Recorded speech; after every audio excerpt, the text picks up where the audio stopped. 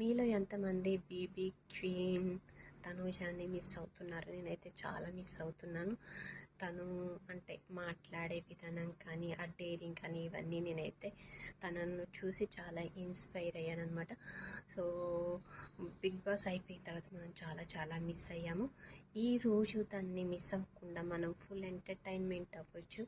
తనూజ అయితే big boss ఉత్సవంలో అయితే తను కూడా పార్టిసిపేట్ చేసింది. ఫైనల్గా అయితే వచ్చేసింది. నేను ఈ ఈవెంట్లో అంటే పాల్గొనదేమో, తనకేమన్నా ఇంకా వర్క్స్ ఉన్నాయేమో అనుకున్నాను. కానీ తనైతే బీబీ ఉత్సవంలో సందడి చేసింది. నాకైతే చాలా బాగా అనిపించింది. అది బిగ్ బాస్ అయిపోయిన తర్వాత తనూజ కళ్యాణ్ అయితే కలిశారు. ఇద్దరు పక్క పక్కనే కూర్చున్నారు. ఆ ఈవెంట్ మొత్తం అయితే ఎంటర్టైన్మెంట్ చేస్తున్నారు.